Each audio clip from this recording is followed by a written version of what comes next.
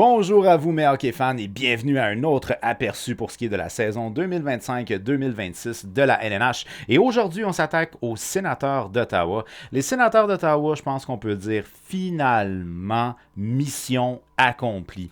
Pourquoi? Ben, tout simplement parce que c'était une première fois en 8 ans que l'organisation participait aux séries éliminatoires. Ça, c'est sûr qu'on aurait peut-être aimé faire plus qu'une ronde, mais je pense qu'on est quand même satisfait de ce qu'on a réussi à accomplir du côté d'Ottawa. Parce qu'à least, on a donné du fil à retordre aux Maple Leafs de Toronto, nos rivaux de province, finalement, là, régionaux. Donc, je pense que du côté des sénateurs d'Ottawa, on peut être très satisfait de ce qu'on a réussi à accomplir. Maintenant, pour les fans des sénateurs d'Ottawa, là, je veux vraiment pas vous décourager ou être méchant de quelconque façon. Là. Travis Green, c'est un coach qui généralement performe bien en saison régulière. Donc, on devrait être en mesure de retourner en séries éliminatoires. Par contre, à l'époque où il était avec les Canucks de Vancouver, c'était généralement décevant en séries éliminatoires. Fait que là, tu sais, on verra au travers du temps, but at least, au moment présent, les sénateurs d'Ottawa ont fait les séries éliminatoires. Et ça, c'est quelque chose qu'on peut vraiment célébrer du côté d'Ottawa. Ça fait du bien de finalement revoir notre équipe en séries éliminatoires. Quand même, il reste que de façon générale, l'organisation s'est relativement bien tenue. Je pense que ce qui est probablement le point le plus marquant, c'est la saison complète, là, pratiquement ish, là, complète, on va dire, de Linus Ullmark qui vraiment... peut-être plus en fin de saison, a réussi à amener cette équipe-là dans le dernier rush pour pouvoir participer aux séries éliminatoires. Puis ça, ben, c'est quelque chose qui est rassurant pour toute l'équipe. Donc, toute l'équipe peut se porter un peu plus à l'attaque, se sentir plus en sécurité, etc., etc. Fait que franchement, là, dans le cas de Linus Ullmark, qui a été quand même un atout très important pour les sénateurs d'Ottawa au cours de la dernière saison. Faut mentionner, par contre, que tout n'était pas nécessairement très beau du côté d'Ottawa. Malheureux de dire qu'il y a eu des joueurs qui ont été blessés. David Perron limité à 43 matchs. Arten Zub limité à 56 matchs. Une tenue que je qualifierais de plus ou moins ordinaire de Travis Hamonic, qui finalement ne sera pas de retour avec les sénateurs d'Ottawa. Il y a eu des points qui étaient des points peut-être un petit peu plus morts, mais il reste que somme toute, on peut être très fier de la saison de l'organisation. On a eu la chance de voir, mon Dieu, Adam Godet qui sort un peu de nulle part, 19 buts, Adam Godet. 19 buts, 26 points en 81 matchs. Très surprenant de sa part. Sinon, ben, je pense que on a fait une transaction, Joshua Norris qui part, on amène Dylan Cousin. Dans le cas de Dylan Cousin, il a bien fait avec les sénateurs. Mais là, ce qu'il faut mentionner, c'est que Norris, il faisait pas mal non plus. En 53 matchs, 20 buts quand même, là, 33 points avant son échange. Donc, il a quand même bien fait. Mais Dylan Cousin, quand il est arrivé, lui, c'est 16 points en 21 matchs. Il a vraiment très bien fait. Et je pense que le point qui est peut-être le plus à retenir pour les partisans des sénateurs d'Ottawa, c'est peut-être les antécédents de blessures qu'on avait du côté de Joshua Norris, qu'on n'a pas vraiment du côté de Dylan Cousin. Fait que Dylan Cousin, ben, on a un joueur peut-être un peu plus fiable à ce niveau-là. Puis c'est un gars qui est capable de produire aussi, en plus de déranger. Donc ça, c'est quelque chose qui est intéressant, entre autres, en séries éliminatoires. Fait que bref, on a fait une belle transaction du côté de Steve Staios à ce niveau-là. On a réussi, je crois, à renforcer notre ligne de centre en allant chercher un joueur de centre qui a peut-être moins d'antécédents de blessure. Et sinon, ben, que dire de Brady Tkachuk qui a connu une saison que je qualifierais dans ses standards aujourd'hui, 55 points, 72 matchs. Mais dans le cas de Brady Tkachuk, il a été solide en séries éliminatoires en 6 matchs, 4 buts, 7 points. Donc, quand même, très, très bon pour ce qui est de Brady Tkachuk en séries éliminatoires. On s'attendait à ce genre de choses-là. On a eu le droit aussi à une révélation en Jake Sanderson. Si jamais vous ne regardez pas les sénateurs d'Ottawa, prenez au moins 2-3 matchs pour regarder Jake Sanderson. Le jeune, là, honnêtement, là, il patine comme un vétéran. Ça n'a pas de sens comment il joue avec confiance. Il est âgé de 23 ans. C'est un défenseur qui est un défenseur mobile, mais tellement intelligent. Et je crois qu'on peut dire qu'il y a le poste de numéro 1 en ce moment avec les sénateurs d'Ottawa par rapport à son temps d'utilisation et tout ça. Jake Sanderson, c'est le défenseur des sénateurs d'Ottawa, puis c'est celui qui va l'être pour plusieurs années encore. 57 points en 80 matchs, c'est excellent. Dans le cas de Chabot, très rare qu'on a fait des saisons pratiquement complètes. Là, ça a bien été au niveau des blessures. 80 matchs de jouer, 45 points, c'est quand même bon, mais peut-être moins de temps de glace, puis peut-être moins de pression aussi pour ce qui est de Thomas Chabot, vu que on a vraiment l'éclosion de Jake Sanderson du côté d'Ottawa. Donc, bref, sénateur d'Ottawa, on peut être fier de ce qu'on a accompli lors de la dernière saison. Dans le cas du directeur général Steve Staios, il est de retour. Travis Green comme entraîneur-chef. Je l'ai mentionné, c'est que Travis Green a la réputation d'être très bon en saison régulière. Puis ça, c'est l'avantage des sénateurs qui voulaient reparticiper aux séries éliminatoires. Donc, bref, 45 victoires, 30 défaites et 7 défaites en prolongation pour les sénateurs d'Ottawa lors de la saison 2024-25 pour un total de 97 points. On a terminé 12e dans la Ligue nationale et 6e dans la conférence de l'Est. Évidemment, on a terminé 6e dans la conférence de l'Est, mais au niveau de la division, vu que la division atlantique était plus forte que la métropolitaine, c'est ce qui fait, je pense, c'est les Devils de New Jersey qui, eux autres, étaient 3e de la métropolitaine. Ils ne faisaient pas partie des équipes repêchées. Donc, même si on était 6e, les sénateurs, c'était la première équipe repêchée juste avant le Canadien de Montréal. Mais il reste que, somme toute, on était quand même en séries éliminatoires. Puis, tu sais, en fin de saison, on n'avait même plus peur. Là. Les Canadiens, eux autres, c'était jusqu'au dernier match. Les sénateurs, on le savait en fin de saison qu'on était en séries éliminatoires. Alors, une moyenne de buts marqués de 2,95 pour le 19e rang dans la Ligue nationale. Une moyenne de buts encaissés de 2,83 pour le 13e rang dans la Ligue nationale. Un avantage numérique à 23,8% pour le 11e rang et un désavantage à 77,7% pour le 19e rang dans la Ligue nationale. Donc, on est moyen.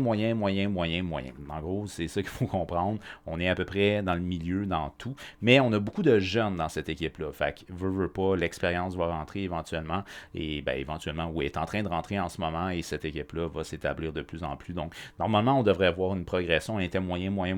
Il y a peut-être 2 sections où on va devenir bon pour la prochaine saison, que ce soit les buts marqués ou peut-être l'avantage numérique. Je ne sais pas, là, je vous ai donné, dans le fond, 2 comme ça à la volée, mais ça pourrait. Ensuite de ça, le meilleur en termes de buts aura été Brady Tkachuk avec quand même 29 buts. On a frôlé les 30 buts pour ce qui est de Brady Tkachuk, en plus de son impact physique, en plus de son leadership, en plus de tout ce qu'il peut apporter et de sa présence en séries éliminatoires. On rajoute les 5 buts en séries éliminatoires. Quand même. Le meilleur en termes de points aura été Tim Stutzla. 79 points pour Tim Stutzla. Il est peut-être un peu chialeux là, à Montréal, on ne l'aime pas pour ça. Mais performant au niveau de la production offensive et créative dans son jeu aussi. Fait que quand même très bonne saison. 79 points, 82 matchs pour le jeune Stutzla. Et le défenseur qui s'est vraiment révélé, Jake Sanderson, 57 points en 80 matchs, moins 14. Mais ça, il ne faut pas trop se fier au moins 14. Là. Donc, dans le cas de Jake Sanderson, défenseur mobile, intelligent, qui aime provoquer des choses. Généralement, c'est un gars qui distribue bien la rondelle. On peut l'utiliser en avantage numérique. Fait que, bref, un joueur étoile à venir du côté des sénateurs d'Ottawa. Ensuite de ça, en termes des 3 espoirs à suivre, ben là, ça, c'est une histoire assez particulière. C'est celle de Leevi Merilainen. Leevi Merilainen, un gardien de but de 23 ans, 6 pieds 3, 185 livres. Il a évolué majoritairement dans la Ligue américaine la saison dernière. Donc, du côté de Belleville, il y avait 37 matchs, 2,37 de moyenne, 913 d'efficacité. Mais là, tu sais, quand les étoiles s'alignent, les étoiles se sont pas mal alignées. Anton Forsberg a eu une saison coup-ci, coup-ça. Il n'est pas de retour d'ailleurs avec l'organisation. Mads Sogaard prend une éternité à s'établir. Alors, Merilainen, on dirait qu'il a juste skippé tout ça, puis paf, il s'est ramassé dans la Ligue nationale. Donc, il y a eu une affaire comme 4 ou 5 gardiens là, qui ont été devant les filets des sénateurs la saison dernière. Puis dans le cas de Merilainen, il a vraiment retenu l'attention pour son court passage de 12 matchs, 2,72 de moyenne, 925 d'efficacité. Bon, si je me rappelle bien, je pense que c'est comme les 4 premiers matchs là, qu'il a vraiment été ça coche quelque chose dehors. C'est un jeune gardien. On ne peut pas s'attendre à ce qu'il soit aussi performant que ça sur une longue période de temps. On l'a vu l'année passée, mais sinon, s'il est vraiment auxiliaire régulier cette année, on ne peut pas s'attendre à ce qu'il soit performant à 925 sur une longue période de temps. Mais c'est un gardien de but qui a déjà démontré de belles choses. Donc, ça allait bien dans la Ligue américaine. Ça a très bien été dans la Ligue nationale. C'est un gardien de but qui va être à suivre. Avec un bon gabarit quand même, 6 pieds 3, 185 livres. Là, c'est pas un gars qui est tout petit. Fait que, bref, c'est un gardien qui est à voir, qui est à suivre. Là, comme je dis, pour les espoirs à suivre, là, c'est un gardien qui va être à suivre du côté probablement de Ottawa cette saison. En termes de deuxième espoir, cette fois-ci, on va y aller avec Carter Yakimchuk. Donc, Carter Yakimchuk, un défenseur de 19 ans, 6 pieds 4, 207 livres. Il n'est pas tout petit lui non plus. Si, ouais. sont grands, les espoirs des sénateurs d'Ottawa.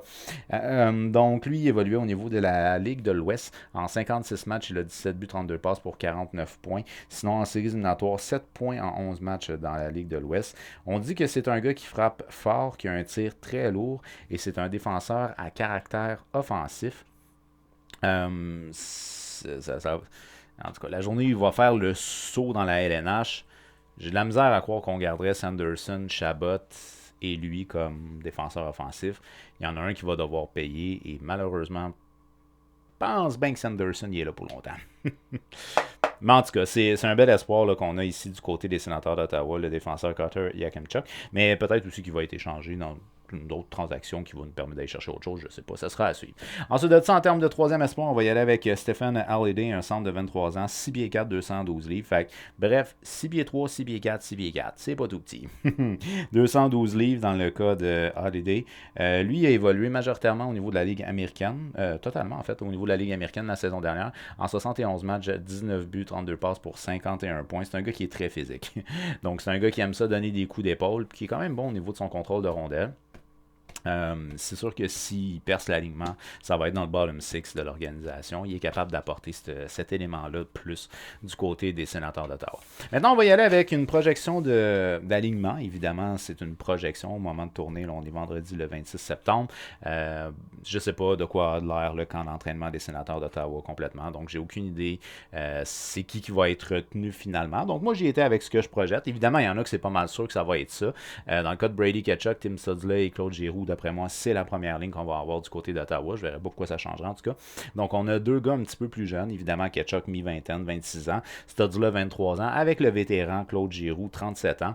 Donc, dans le cas de Brady Tkachuk, très bonne saison. 55 points, 72 matchs. Évidemment, il apporte tellement plus que sa production offensive que 55 points, c'est bon quand même. Et en plus, 29 buts. Donc, tu sais, Brady Tkachuk, power forward, d'impact, leader, etc. Donc, premier ailier gauche sur ma première ligne qu'on fait jouer avec Tim Studsley, un joueur plus délicat, mais très habile de ses mains, très créatif aussi au niveau de son style de jeu. 79 points, 82 matchs. Il me semble que c'est l'année passée, là. À un moment donné, il y avait une rondelle qui avait lobé, il l'avait tapé des airs, un peu comme au baseball. C'était quand même sharp comme jeu. En tout cas, et qu'on fait jouer ici avec Claude Giroux, 50 points, 81 matchs. Dans le cas de Claude Giroux, moi, ce que j'aime, c'est qu'il peut calmer tout le monde. Puis surtout, si l'équipe réussit à participer aux séries éliminatoires, c'est un atout d'avoir un gars qui a autant d'expérience et autant de leadership que Claude Giroux. Fait que, en plus, c'est un héros local. C'est pas parfait. Donc, dans le cas de Claude Giroux, hey, d'ailleurs, c'est vrai, parlons de ça. Héros local, confirmé, on va avoir un terrain là, direct dans le centre-ville d'Ottawa. Kaboom! Sur les plaines de Breton. Ça serait confirmé. Donc, on va de l'avant avec ce beau projet-là qui va rapprocher les Sénateurs d'Ottawa vers le centre-ville d'Ottawa, mais aussi de la ville de Gatineau, parce qu'en étant plus proche des ponts, ça va être plus accessible pour les partisans du côté Québec. Très bon move. Vraiment, là, très bon move là, du côté des Sénateurs d'Ottawa. Ça faisait longtemps qu'on convoitait ce terrain-là. Ça avait été compliqué par le passé. Là, ça marchait. Good job. Enfin bref, donc en termes de deuxième ligne. En termes de deuxième ligne, on va y aller avec David Perron. Évidemment, David Perron, un vétéran de 37 ans. Lui, ce qu'on voulait, c'est surtout l'avoir en séries éliminatoires.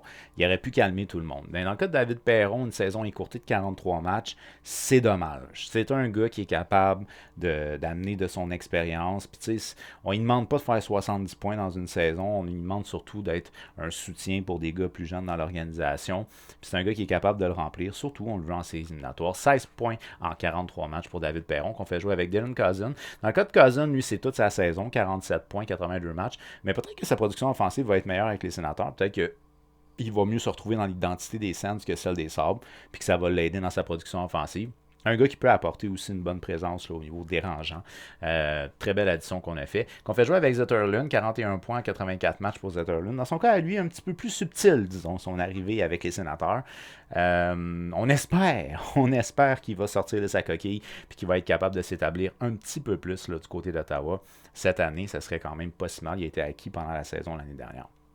Ensuite de ça, en termes de troisième ligne, on y va avec, je dirais, le mal-aimé Ridley Craig. Ridley Craig qui a connu une bonne saison, 34 points en 78 matchs pour sa part. Un joueur qui est capable de déranger lui aussi. Qu'on fait jouer avec Shane Pinto, 37 points en 70 matchs, et Amadio, 27 points en 72 matchs. C'est des gars, je pense, qui connaissent leur rôle là, avec les Sénateurs. Donc, il faut qu'on apporte une petite touche offensive de temps en temps, mais il faut surtout qu'on joue de façon responsable. En termes de quatrième ligne, encore un gars qui peut déranger, Nick Cousin. Nick Cousin, quand même vétéran, 32 ans aujourd'hui. 15 points en 50 matchs la saison dernière qu'on fait jouer avec Lars Eller, dans son cas, lui, 36 ans. Lars Eller, 22 points en 80 matchs. Il a évolué du côté de Pittsburgh et de Washington. Un gars qui normalement performait bien en séries éliminatoires, mais qui est loin d'être étincelant en saison régulière. Surtout un joueur de centre responsable à quand même bon format. Qu'on fait jouer ici avec Kaliev. Dans le cas de Kaliev, on n'est pas vieux, 24 ans. Arthur Kaliev, 4 points en 14 matchs alors qu'il évoluait du côté des Rangers de New York. C'est à voir. C'est un gars qui avait un potentiel offensif, mais ça n'a pas l'air de se révéler bien. Fait que ça, c'est un peu dommage. En termes de scratch, on va y aller avec McEwan. McEwan, quand même, là, 29 ans, un gars d'expérience. 21 matchs la saison dernière du côté d'Ottawa, seulement 3 points. Et l'Excel, dans le cas de l'Excel, lui évoluait du côté des Flyers de Philadelphie, 5 points en 19 matchs. Des joueurs essentiellement de profondeur.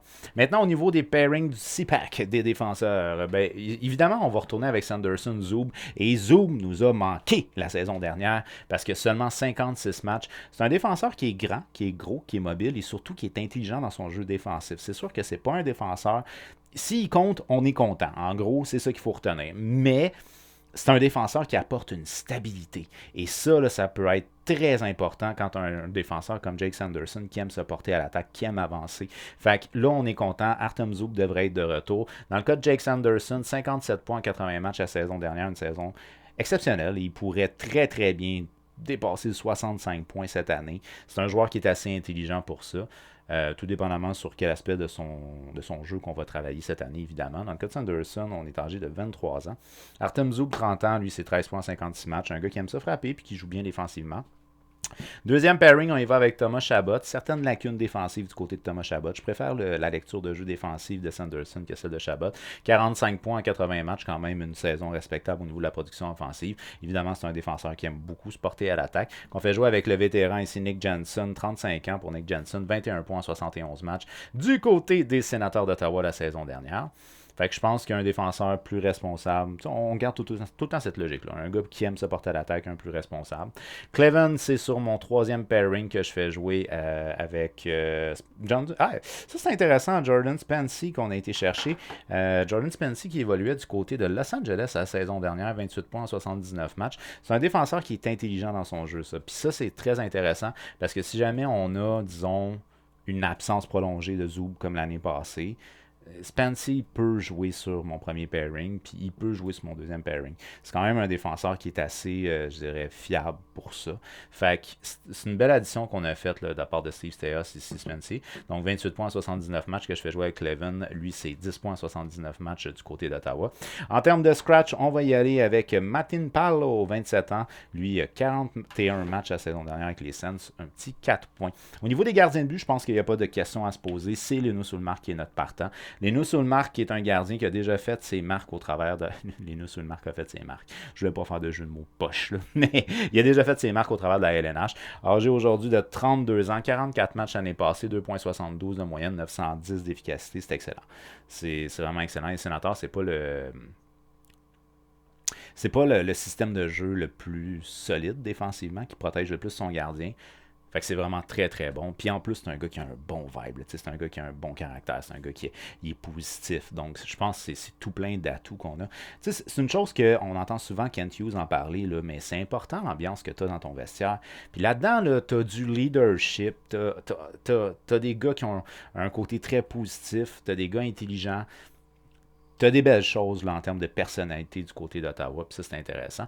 En termes de deuxième, ben, c'est là où on y va avec un peu d'audace. On va y aller avec Merelainen. Dans le cas de Levi Merelainen, c'est à voir. C'est à voir selon le training camp comment les choses vont se passer. Ça faisait une couple d'années qu'on entendait Matt Sogar, le gardien à gros format. Mais peut-être bien que Merelainen va voler le poste à Matt Sogar. Dans le cas de Merelainen, dans la saison dernière, dans la LNH, 12 matchs, 2,72 et 925 d'efficacité. Et dans le cas de Matt Sogar, ben lui, c'est 2 matchs, 5,24. 2 matchs, 5,24, 800 d'efficacité, Matt Sogar. Donc, ça a été plus compliqué. Et dans la LNH et dans la Ligue américaine. Parce que dans la Ligue américaine, tu vois, Sogar, 8 matchs, 3,69, 858 d'efficacité. C'est pas par jeu, là. Tandis que Merelainen, dans la Ligue américaine, c'est quand même 2,37, 913 d'efficacité. Fait que des bonnes chances que Merelainen vienne buster le poste là, à Matt Sogar en termes d'auxiliaire, avec le départ de Forsberg, évidemment. Là. Alors, Sénateur d'Ottawa, on a été surprenant la saison dernière. Là, écoute, il fallait faire des choix. OK, à un moment donné, il fallait que je mette des équipes d'un bord ou de l'autre, là, puis bon, bref, c'est ça. Fait que les Sénateurs d'Ottawa... je trouve que c'est une belle équipe sur papier, mais qu'on n'est pas assez responsable au niveau de notre jeu défensif. Je crois que notre système de jeu devrait être beaucoup plus refermé. At least, il faudrait que ce soit une équipe qui soit capable je sais pas comment expliquer ça. Tu sais, c'est un jeu qui se referme comme naturellement pour protéger nos gardiens de but, parce que les gardiens de but ne peuvent pas sauver des matchs continuellement, c'est impossible. Tu sais, c'est un joueur qui rattrape les erreurs de tout le monde, ça peut pas. Fait que c'est la raison pour laquelle moi je trouve que les Sénateurs d'Ottawa, peut-être qu'ils ont joué un petit peu avec le feu, peut-être qu'on manque encore un petit peu d'expérience, mais je crois que c'est une équipe qui pourrait faire partie du mix, mais en échange de quoi, je ne crois pas que c'est une équipe qui va participer aux séries éliminatoires. Sorry about that. Désolé pour les partisans des Sénateurs d'Ottawa, mais sentez-vous à l'aise. Si vous pensez que les Sénateurs vont participer aux séries, faites-le moi savoir au travers des commentaires, ça va me faire plaisir. Alors moi, en gros, j'ai mis 7e au niveau de la division Atlantique. C'est une division qui est tough, qui est vraiment tough, là, la division Atlantique. Il pourrait très bien dépasser le Canadien de Montréal, puis à ce moment-là, c'est le Canadien qui sortirait. Ça peut très très bien arriver. Ça risque d'être chaud entre le Canadien et les Sénateurs d'Ottawa, mais il fallait que je choisisse à me maintenir. Fait que bref, Sénateurs out of the playoff et 7e dans l'Atlantique. Alors, d'après toi, les Sénateurs d'Ottawa, est-ce qu'ils vont être en séries éliminatoires et à quelle position ils vont finir au niveau de la division Atlantique? Faites-le moi savoir au travers des commentaires. On n'oublie pas, on fait un petit j'aime et on partage cette vidéo-là pour qu'on soit un maximum de hockey fans à jaser de hockey. On s'abonne et active la petite cloche parce qu'il y a d'autres aperçus 2025-2026 qui s'en viennent pour la LNH. Un gros merci d'avoir regardé cette vidéo et on se revoit très bientôt. Bye bye.